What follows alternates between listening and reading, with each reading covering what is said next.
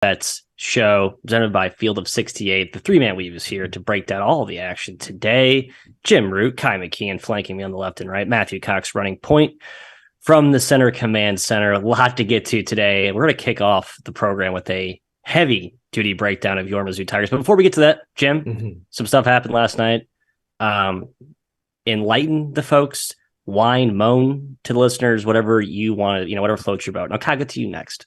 Thanks. I don't really even want to whine, Matt. I just want to commend Marquette. They are fantastic. The offense. There's 5 games last night. Sorry, I stole your takeaway. Oh no, I'm just mad that I bet Seton Hall. I'll bitch about Seton Hall because that was just whatever. That's fine. Marquette's fantastic. The offense is maybe the best Shaka has ever had. Probably the best Shaka's ever had. In the past, especially at Texas, it was always like, all right, we know they're going to defend.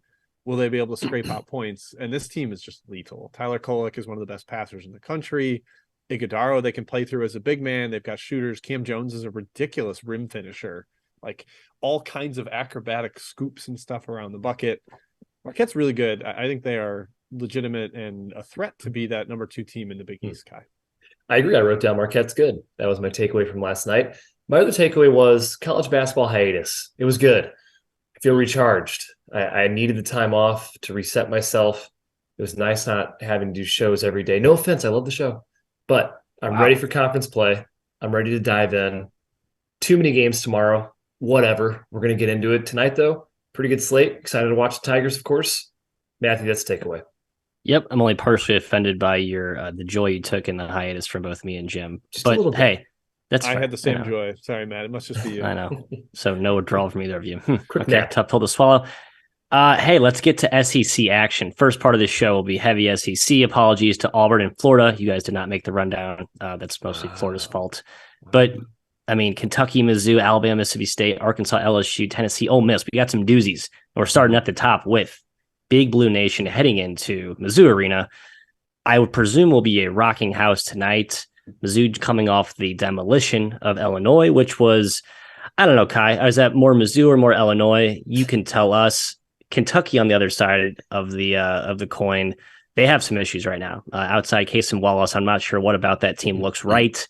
Everything points to Mizzou. However, that line is awfully tiny, in my opinion, +3. Yeah, I agree. It's pretty small. It's funny that people say, oh, man, what's wrong with Illinois after that Mizzou loss? Hey, what's right with Missouri? That was impressive. Mizzou just took it to them, man. I mean, they beat them in every aspect of the game. You can say Illinois is in shambles right now. It might be going through a tough stretch, but gosh, this Mizzou team was impressive. They're still pretty good. Now, having said that, 3 points against Kentucky, as a Mizzou fan, that seems weird to me, especially the last 10 years or so. It's a sold-out crowd tonight, Mizzou Arena. Didn't really work out against Kansas, but obviously not as big of a rivalry game here. There's going to be narrative spewed either way after this game. UK wins, it's back on track Kentucky, or Mizzou's not good. Who cares about this win? Mizzou sucks. They're frauds. If Mizzou wins, they're likely ranked, which would be cool for the Tigers, but it'll be Kentucky's in shambles, national media story. Oh, Kentucky fans call for Calipari's head. How could they lose to Mizzou? Blah, blah, blah. So get ready for the narratives after this game. In this game, Jim, I think Mizzou has to shoot well. That's really the long and short of it. They want to win this game. Oscar Tshiebwe will have 20 rebounds. Pretty much that's a fact. I think their zone can give Kentucky issues. Make them be a jump shooting team. Those are our only hopes there.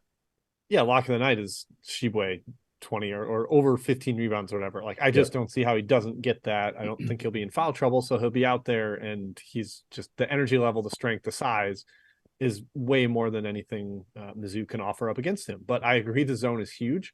I love the way Mizzou kind of paced that game out against Illinois. They started a little more slowly in that zone, forcing Illinois to kind of figure things out against it. And then when Danger came in, they sped things up, really pressured, forced him to handle the ball like in the middle against traps and stuff. I thought it was a really, really good game plan by Mizzou. Probably need to do something similar here.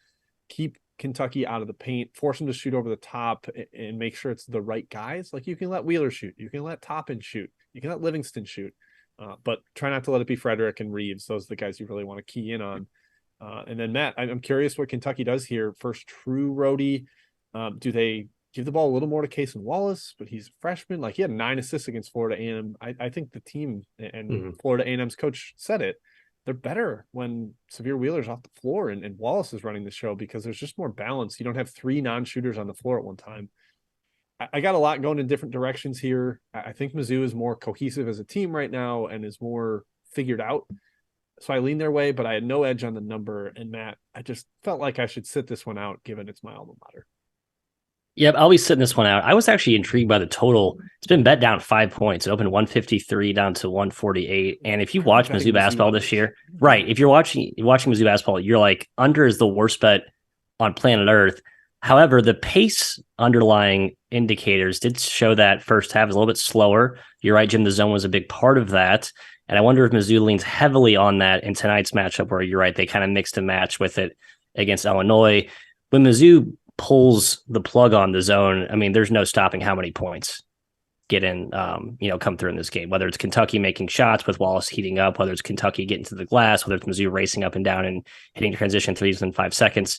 Who knows? But I think over is a great play, especially at the current price, getting 5 extra points of value. Shall we continue on? Getting some feedback that I'm loud. I'll turn down my mic. I apologize if I'm blasting the earwaves, but yeah. I'm at a 7.5 on my decibel scale here, which is pretty standard, really, Kai. Next game, Mississippi State, Stark Vegas playing host to Alabama. It's a short spread. I guess it's short if you don't believe in the Mississippi State near undefeated start. They have showed some weaknesses late, Kai, and Chris Jans has been awfully critical of his team. One of the coaches out there who will basically, wow. He's been a little bit underwhelmed with his performances coming down the stretch. They've lost some of their juice and eventually ruined their undefeated season. But hey, conference play, no reason to think they're not up for this one with Alabama coming to town. Is there a matchup, concern here for Alabama going against this pack line D? Maybe a little bit. Yeah, Mississippi State's looking to get back on track, right? That loss against Drake, pretty tough, but man, those Marquette and Utah wins on a neutral floor are looking really good right now. They're aging well. Bama's been awesome. Clowney's back tonight for them. He's very important for this team. Burnett probably still out. They've been okay without him. I think they can handle that loss. Miss State can punch you in the mouth. It's going to be a knock him down, drag him out style of game. Have to take care of the ball if you're Alabama, And Alabama's been pretty sloppy with the ball this year. They tend to turn it over a little bit. So if Miss State can go toe-to-toe athletically and size-wise with Bama, which I think they can, I think it's going to be a pretty tough game for Alabama. My gut says Mississippi State gets this done, Jim, but I do agree with Matt. It is a bit of a short line, surprising to see. Yeah, my gut was heavy tied here. So our guts are at war. Warring guts. Alabama's already gone into a hostile road environment against physical defensive stalwart and won, and that was Houston. And Houston is better than Mississippi State. I don't think I'm making any sort of great revelation to say that. I think Mississippi State's going to have a heck of a time scoring here. Their offense is outright terrible. And they couldn't score against Drake. I think that's really caught up with them here. Shaquille Moore being out would be huge here. He's kind of a dynamic, get into the lane guy. Also a big part of their ball pressure and taking advantage of that sloppy Alabama ball handling you mentioned. I just think Alabama shuts them down defensively. They might get Dom Welch back here, which kind of offsets the Burnett thing a little bit, gives them another shooter to go over the top of this Mississippi State defense. And I don't think Tolu Smith can score inside against Bediako and Clowney. I just think that's too good of a defensive tandem in there, Matt. So I leaned Alabama, but I have bought in on Jans enough that my rating made this number about what it is. So I didn't end up betting it, but I really lean that way. And I'm kind of trying to talk myself into taking the Tide. I'm with Jim on this one. I stayed away because I gave a pretty hefty home court to Mississippi State. I obviously it's a conference game, conference opener with all the momentum that team has going for it right now, despite the late non-conference loss. Just worry that home court in the middle of Christmas/New Year's break for the kids won't have the same mojo that it usually would. So I don't know. I want to hear those cowbells out in full force tonight. Let's get them rocking. Let's get Nate Oates throwing the crimson coat by halftime. All right, next game here, continuing with the SEC theme. Jim, going to you for a game in which I have a hard road favorite lean. Arkansas going into Baton Rouge, playing the Go Tigers Go LSU, a team that I think is fraudulent. Expand on that thought. The record's fraudulent. Like they're 11-1, but they're not like some NCAA tournament beast right now. Like they have played no one. You want to talk about Mizzou's schedule being soft. LSU's is terrible. They've played no top 50 teams at all. Only loss was Kansas State, who's barely outside the top 50. They haven't really covered a lot of big spreads, which is why they kind of cratered in KenPom. I don't think they're very good. What you mentioned about the home crowd at Mississippi State could also be true here at the PMAC, Pete Maravich Assembly Center. But they do get Milwaukee Wilkinson back, who I think is really important. Active defender, good finisher, can hit the corner threes when those are left open. And I don't know about Arkansas right now. Like Brazil out is probably tolerable, and I think they've dealt with that well. But no Nick Smith Jr. takes away a lot of juice for them. They look good in Maui without him, but that was, they're kind of back and forth. They went to overtime against San Diego State, who hasn't been that sharp. Now on the road here in SEC play, I kind of lean towards LSU. The market's bought this down, Kai, so I don't really want it at 4. Yeah. At 5.5, I lean towards the Tigers here. It's kind of just a stay away right now. My number said to bet LSU. I politely said no thank you. And the reason is because I agree with Matt. I think they're pretty much a fraudulent team at this point. Their only good win is Wake, and they were down 20 in that game. They're 4-8 against the spread. They're 1-6 against the spread the last 7 games, and most of those are against mid-majors. They haven't been a very good team. I think SEC play is going to be a bit of a different animal for them. I do not see this team making the tournament or finishing in the top half of the SEC. I have not been impressed. And Arkansas's depth appears to be making up for the Brazil loss, Jim. I agree. Nick Smith, we'll see. Maybe it catches up to them in SEC play, but I don't know about tonight. It is their first true road game, Matt, this Arkansas team. They are pretty young, but the talent is so one-sided, and I even think the coaching edge lies with Arkansas as well. So spot number, lean LSU, kind of brain leans Arkansas. Right. I think the Arkansas depth up front has been pretty impressive. Like the Mitchell twins and the other guys that have stepped in have been really, that's what gives me confidence if you're looking to back Arkansas here on the road. But no Nick Smith. I worry about the depth at the backcourt for Pick Sue, which is not a position you want to be a little bit thin on heading into a hostile-ish. We'll see how many people show up for this one. Hostile SEC road tilt in late December. Final SEC game on the rundown. We're going to Land Shark Central Gym. Ole Miss hosting Tennessee. The Vols have been not UConn good, but not a whole lot worse though either. Just look at their last, 5 games, just absolute dominance all the way through. Even the Arizona game was mighty impressive. Like no one expected them to go in there and actually win that game outright. At least I didn't. And they were dominant against Maryland. They were up, 25 points. That game's misleading. I am terrified as I sit here holding my plus, 8 something Ole Miss, but I think this is a great spot to back Land Shark despite their brutal home loss to North Alabama last game. What was that? Why? Yeah, Why? That was weird. I don't know if it was look ahead, sleepy, whatever was going on there was really poor out of Ole Miss. But yeah, Matt, I lean the same way. I'm sitting on Ole Miss +9. It's down to 7.5 some other places. People are clearly buying the Rebels, think they're going to muck this up. And Kai, history indicates that would be the case. 9 of the last 10 meetings between these two have gone under. And it makes sense. Ole Miss really struggles to score in the half court. Tennessee's got a great defense. And then Ole Miss changes defenses. And Rick Barnes' teams never really deal well with zones and different looks and trying to decode that and adapt all the time. So, yeah, the history trend definitely makes you lean under. Under makes you lean dog in a bigger spread, home spread like this. Definitely lean Ole Miss. But down at 7, I'm going to pump the brakes and not broadly recommend it. Yeah, situationally, I think it's a good time to back Ole Miss. Off a terrible loss, right? Off their lowest point of the year. Deshaun Ruffin now has 5 games under his belt. It's been 8 days since he's played last. Should be as ready as we've seen him. They're at home, first conference game, kind of a fresh slate for them.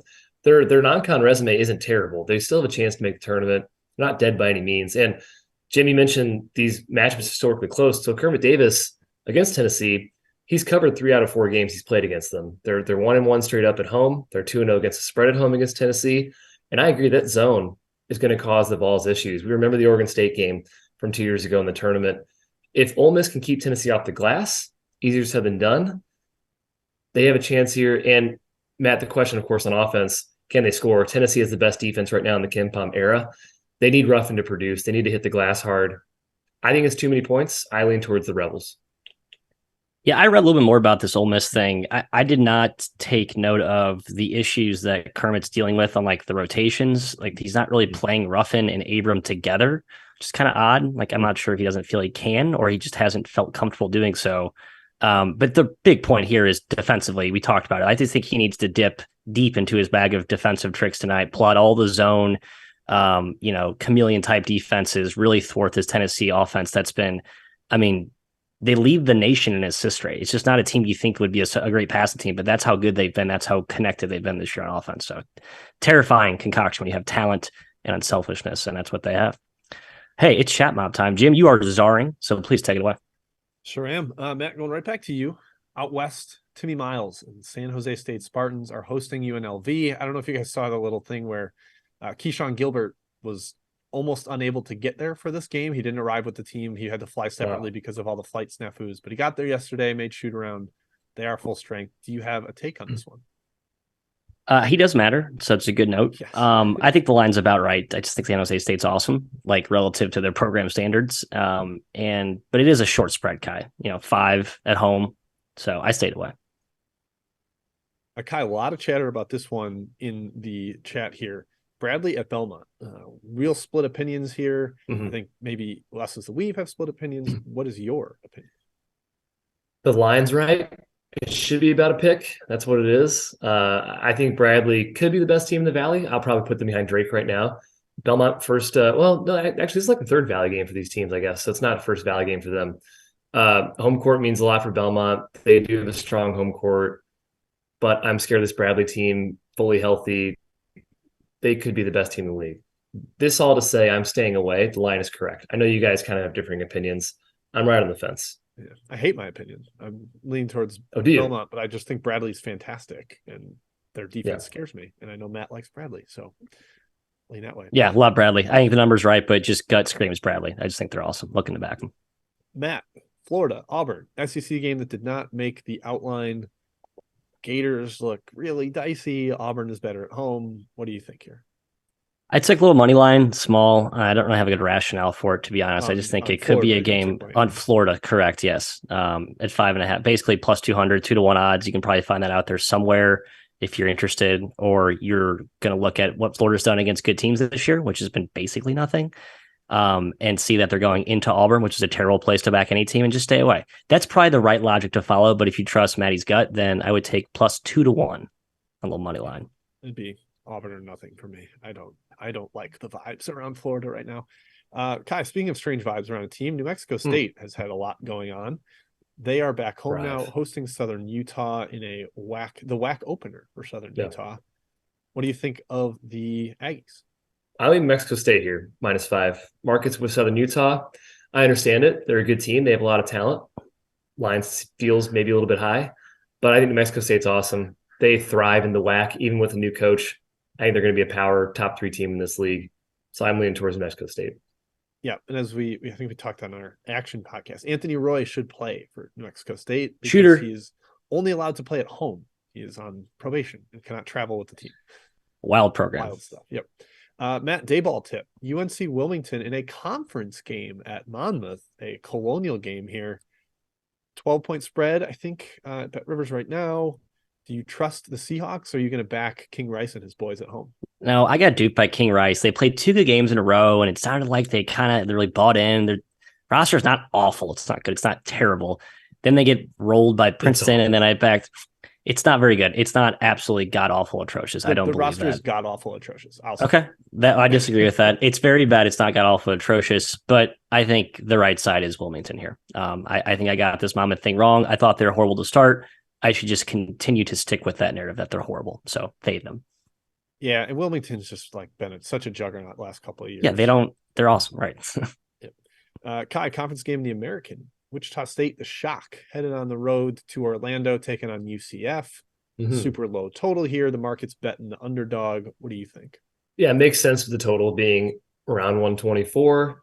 You would lean towards a dog in that sense. Less points, higher chance of covering. But I think UCF's really good. I think they have the horses to beat Wichita by more than 2 possessions. And I tend to lean towards Wichita more in the roundhouse than on the road.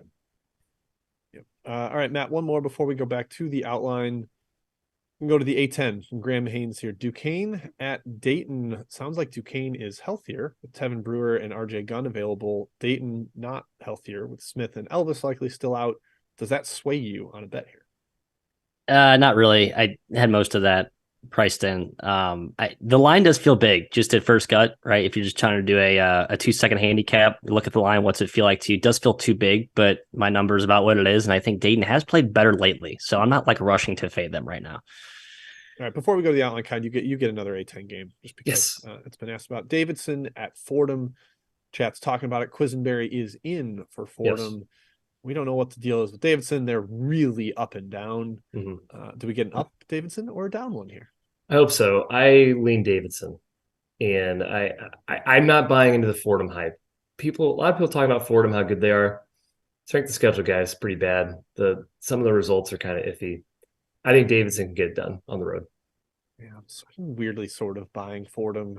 I am too, Jim. Technically Davidson's the right bet here. I couldn't get there. I know. I'm kind of buying Fordham too. I hate it. From a program lens, like Davidson, Pick'em, and Fordham is insane. But I don't know. I think the program stuff's mattering a little less and less in the transfer portal era and new coach at Davidson, even though it is his son.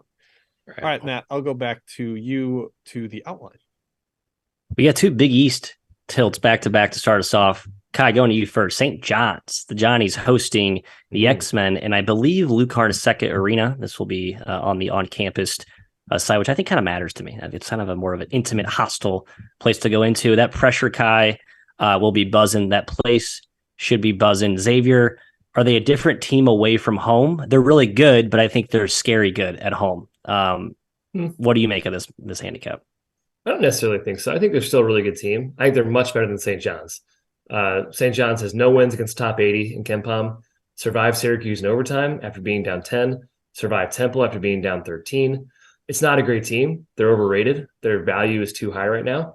They've only played two teams in the top 80. They lost both by double digits. That was Villanova and Iowa State. Now, those games were on the road. St. John's clearly a better home team. That's true.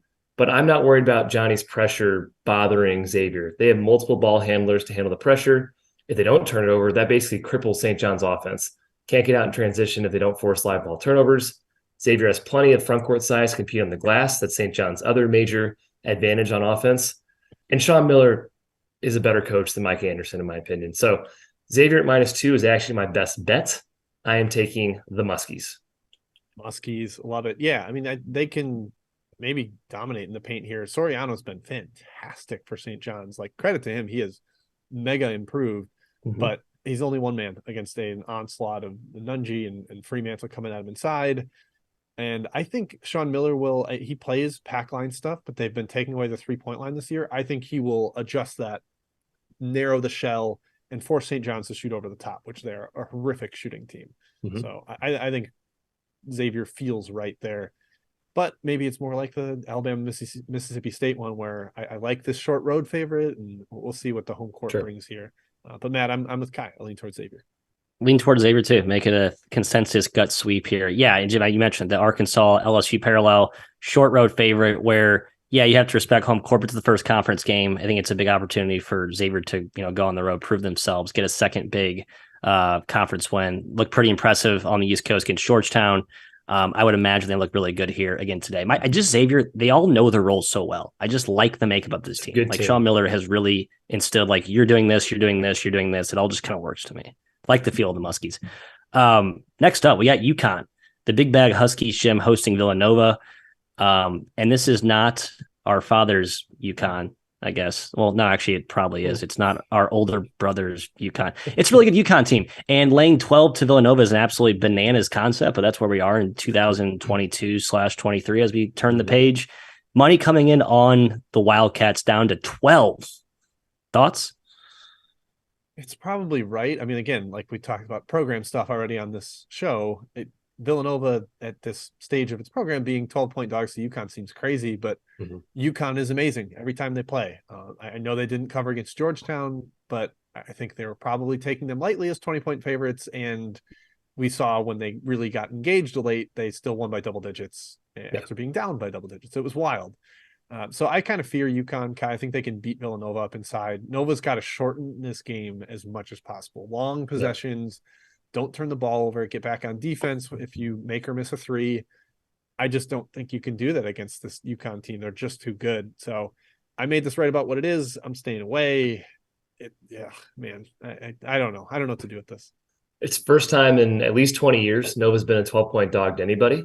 It seems nuts, but I think UConn's that good.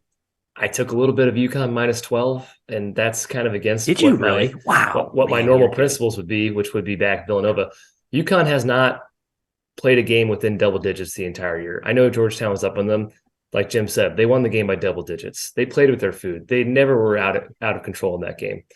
I'm buying Villanova going forward, but this is a tough matchup for them. You have Andre Jackson guarding Cam Whitmore most likely. Jackson might be the best defender in college basketball. That's a perfect guy to shut him down or at least guard him. Sonogo and Klingon are going to have a field day inside, and Sonogo's mobile enough to stick with Dixon if he goes out to the perimeter. So it's basically UConn has too many weapons, too much length. I think they make a statement here. I know Dan Hurley is up for this game, and he wants to make a statement saying we are the Big East champions. I like UConn here. Kai, how do you feel about the chat saying first half UConn? Yeah, sure. Why not? I think UConn wears people down with depth too, right, Matt? Like, so I don't see an edge first half or play 9-10 guys. Yeah. I don't know. My first half, first full game have been terrible the last 2 weeks. Like legitimately cost me probably 4 units on my main board plays, just hitting the wrong one on each. So I have no informed take there. Under is my final. Oh boy, I would never take an under in a UConn game. Never will. I think Nova absolutely suffocates the pace. I don't think they can score like more than 50 points against that length on defense, but I think that pace will be low. Next up, we're going out west, Jimmy. We got 2 Mountain West games to conclude our outline. We'll be back to Chat Mob round 2. Nevada hosting Boise State, a game that I am dissenting from what appears to be a pretty popular consensus that's backing Boise here. Key personnel question marks on both sides, most notably Marcus Shaver for Boise. I kind of assumed, I tried to be conservative in my handicap and assume he'd play, and I still think Nevada's too cheap here at -2. I believe that's the current price. Yeah, 2.5 at some shops, but you can get Nevada -2. That's where I like. Yeah, I don't mean to jinx you. I hope I'm not, but I feel like you've had as good a read on Nevada as anyone's had on any team. I have. Like I've had a good Nevada read. Bet on or against Nevada this year. Thank you. Props to you. Thank you. I couldn't touch this game without knowing if Shaver's in. I think he is like that important where if he's in, it could flip you to Boise. If he's out, then Nevada probably has some serious edge.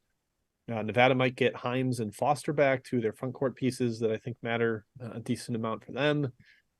I don't know, Kai. I haven't had the same read on Nevada, so I'm choosing to stay away unless Shaver's in. Then maybe I'll get in on Boise, but probably not. Interesting game. Boise finally cracked last game against Santa Clara. It was a dud second half. They had a great first half, and they just disappeared. And Nevada was pretty much run ragged with injuries in the non-con. They get a much-needed break. They're a lot healthier right now. I would say it's a pretty evenly matched game between these two teams, but that's assuming Shaver's back for Boise. And I agree that he's huge. You need to know if he's in or out of the lineup. Nevada, obviously at home, gives them an edge. I think they can match up physically with Boise. It's probably a pretty ugly game. Both teams have pretty strong defenses, especially Boise, and both can lag offensively. So I would lean Nevada in this game in a short spread. I would lean towards the under. I got nothing strong. Shouts to the Metric Panda for the best point in this game. Last time I checked, Boise just has tall players that can't shoot. Boom! I'll add that to my list of reasons why I'm backing Nevada here. And to Pat's comment, yes, sometimes we all need to. Works. It does work. And we all need to circle the wagons here and back the pack. I promise you 2 is too cheap. I know it's going to play like a low game. Oh, no. It's not going to be like a blowout. No, I'm not going to lock it in. I just think that Nevada is the right side here. I'm kind of selling Boise as a side for a later date to be discussed. People hate defense. They do. I do hate defense, as evidenced by our intramural effort this past summer, Kai. Jim, to you for our final game on the outline. We're going back to the pit. They're going loco in Lobo land when the Colorado State Rams come to town. And oh boy, has there been money coming in early on the dog. It opened at what I would think is an erroneous number at 8, now down to 6, 5.5 at some shops. Just feels like the number has been bet into, and I'm now staying away.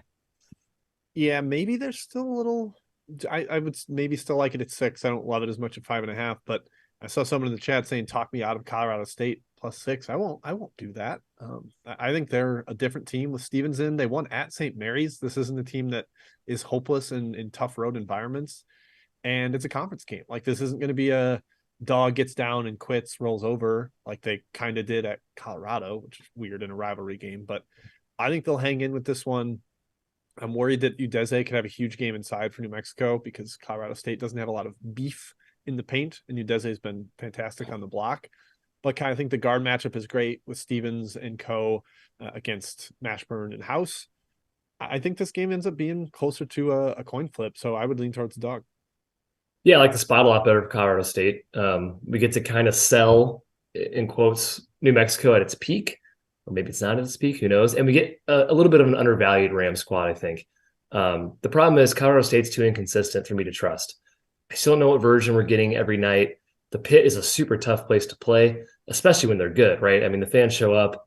It's one of the best environments in college basketball. So I hear. I have not been to a game. It's all hearsay for me. We need to go. New Mexico has a ton of firepower. Their confidence is sky high. There's no reason they can't win this game. The spread does feel a touch high. It did feel a touch high. I think it's come down more to where it should be. I'm still a huge fan of Medved, which has me kind of leaning towards Colorado State. I'm very curious what the chess match looks like here. But maybe, Matt, it's also worth noting that New Mexico got swept by Colorado State last year. They lost by 15 at home last year to Colorado State. Perhaps that's part of this motivation to really take it to the Rams tonight. I'm staying away. Yeah, stay away at the current number. That's, plain and simple for me. I was almost tempted. It keeps going down to back New Mexico, which would be very against the grain to my general against the grain nature. But I think Colorado State still has major issues on defense that they've kind of smoke and mirrored in some of their latest efforts. I'm not quite certain are solved yet. All right, chat mob round 2, Jimbo. Take it away. Hi, MVC from Harry. Missouri State at Northern Iowa. I was excited to maybe back Northern Iowa with Heisey back, and then it was announced he's out for the year. So my mind on that. What do you think? Kind of surprised the market was on Northern Iowa, but that's the way I'd lean as well. I like them closer to 1. I think Northern Iowa is going to be really tough at home. I think they're going to get better and better throughout Valley play. Young team, really good coach. They seem to fit pretty well together, even with Heisey out of the lineup. I lean towards Northern Iowa. There. Matthew, out west from Pat. Air Force at San Diego State. Your boys, the show at Viejas there. Man, the air troops have been really, really good lately. What do you think? Troops. San Diego State can't beat anyone by 17. I'm selling this Aztec team as a favorite specifically. Specifically. They just blew out Kennesaw, but it was such a terrible travel spot. Horrible spot, like on 2 days rest. Yeah. Tom's game, good defensive team that's going to muck it up. I would lean that way as well. Kai, another day tip here. Maryland Eastern Shore at Columbia. I know you are Columbia's biggest fan on the planet. Mm-hmm. So what do you think here? I hate them. In fact, I'm taking Maryland Eastern Shore. I took Eastern Shore -1. Market hasn't moved. They don't care about Big Kai. They don't give a crap about where Kai's money lays. Maryland Eastern Shore is much more athletic. They're a better team. They're healthier. They had some guys in and out of the lineup. And I do not respect Columbia at all. I'm sorry. They've played a little bit better as of late, that's for sure. But I think Maryland Eastern Shore can win this game. Yeah, I lean Eastern. They're just a feisty non-conference team. They have been for 2 years now. Matthew, in the DMV area, Jay Letterman wants to know about Coppin State at Richmond. Do you trust Richmond's kind of precision offense against a somewhat sloppy Coppin State team? Yeah, I do. I don't trust Richmond to get stops, though, enough to cover 14. I think the over is the best play if you're looking to get involved in this one. Coppin State on a short turnaround time to prepare for Richmond's offense does not sound good. Richmond, I don't think they can necessarily stop Coppin State with confidence. So I'd lean over 146.5. I think 150 is a pretty safe target. All right. Dan Ness asked about Houston at Tulsa. I'm going to holster that to the end of best bets. So I'm going to save that, even though we're almost there. And Matt hates holstering, but I'm going to do it anyways. It's just so obvious, Jim. It's just such an obvious best bet, isn't it? I don't think you know. I don't think they know what it is. Okay. Tom Sheehan, Matt, Mountain West, Wyoming at Fresno State. I know you are a Fresno hater. I think today I agree with you. Yeah, unfortunately, if you're betting now, you are the last in line. It opened at 3. It's now down to pick, and there's just no value on either side. I'm not going to bet Wyoming at pick 'em. But you are right, Jim. This Fresno team does not exude confidence in me at all. Yeah, Wyoming has just played Dayton and St. Mary's, two like root canal defenses. Now they play Fresno in tough spots too. Yeah, right. Hopefully they're used to that kind of an opponent. They're kind of getting used to playing without EK. Kai, Chicago State, super feisty non-conference dog here. Mm-hmm. They're at Ball State. I wanted to point one thing out. They've been down a couple rotation guys in their last 3 games have been like 60 possessions only. Feels like Chicago State's trending towards an under team, but that's also had to do with their opponents, slow teams. Do you have a take on the side or total? I'm not fading Chicago State. They've been very good as a double-digit dog, which they basically are every game. I'd lean their way against Ball State. I didn't take it. I'm probably not going to bet on Chicago State or against them all year. Jim, markets bet it down 6 points on that total. Opened 143. Now it's down to 137, 136 and a half. Yep. Market smart. Market saw the same thing I did. They just played a lot slower lately, and I think that matters. I think that's correct. Ball State also willing to play slow games sometimes too. Nick Cronin guy at the helm. Matthew from Matt Akers. Matt in the chat. Harvard at Maine. Maine's been pretty feisty so far this year. Harvard is back in the Eastern time zone where Tommy Amaker is not as successful. What do you think? I don't know. Harvard could play a game on the South Pole in 12 hours rest and have a pretty good effort based on what I've seen. They also looked really good against Kansas. I'm like all the way in on Harvard based on one game. So that's called the sample size fallacy. Do not do what I'm preaching there, but I did give Harvard a substantial upgrade because I just thought they looked really good. So, but yeah, I can't imagine they're like all the way fired up to play Maine after what they just went through over the holiday break. Yeah. Kai, I think this is the last one in the chat. Ryder at Georgia. I don't know if we love Mike White as a big favorite, but single digits only for Ryder. This is tough. I got absolutely nothing in this game, Jim. Absolutely nothing. I don't think Georgia's that bad, but yeah, I don't like Mike White as a huge favorite either. Yeah, Kyron Lindsey just transferred from Georgia. It might be addition by subtraction. On-off stuff says they're better without chemistry, him. Maybe. Yeah, I think that could be an okay thing for Georgia there. All right. I believe that is it for chat questions. Matt, why don't you give your best bet if you haven't? I can't remember if you have. I know Kai revealed his. I did. Did I share my best bet? Oh, yeah, I did. Well, in the behind the scenes chat, which obviously those who are watching are tuning in to find out. I am backing not Indiana State, Illinois State today. Get the right Midwest State correct, Matthew. They're coming to our backyard, fellas, at the esteemed pavilion in which, 55 total people will be in attendance. If you gave anything above 0.5 for home, you are out of your mind. There will be more Illinois State fans here than Illinois Chicago fans. Yeah. I probably overreacted to the Northwestern drumming in which I was on the Flames. But I just don't think this team's that consistent. And I really think Illinois State's a buy low right now. I like that coach. They had some struggles early on. They got healthier. Liam McKesney is supposed to be back tonight and starting. I think he's a critical piece for them up front as a defender, kind of an offensive glue guy up in the middle. I think this game is one that Illinois State steals on the road, even though it's basically a nothing road spot. So ISU Red +1. Couple hours. I bet Matt 2.5 said Liam 3 McKesney's name more than any show in the history. Promise you. I have like 10 players I like way more than everyone else. That is absolutely one of them. I'll make my list official someday. Sorry, Kai, go ahead. Yeah, I got Xavier -2. Go Muskies on the road against a team in St. John's that I don't think is very good. Love it. Mine is Houston first half. I'm siding with the chat on this one. I think they're just a fantastic first half team. Tulsa is terrible in the paint. Like, they just don't really have bodies. I think Houston will beat them up on the glass, really harass them because they have limited offensive weapons. That's a disaster recipe against Houston's defense. And here we go. Got it now. Last 4 years, Kelvin Sampson 65-44 against the spread in the first half. The number 5 ranked coach in the entire country in first halves over that span. They're just a really good first half team. I think they show it again today. It's -12 at BetRivers, which is a bummer because I know there are other books it's better, but that is the book of record. That is our beloved sponsor. So -12 first half Houston. That's my best bet. Love it. Winners galore is what I spy. Hey, come back and join us tomorrow. There is a lot of games. I feel bad for whoever's chat czarring. I think it might be me. So I feel bad for those watching the show and have to listen to me chat czar. But hey, until that time, good luck tonight. Let's build up a buffer of equity before we get some big slates Thursday and then Saturday's been. Until then, take care.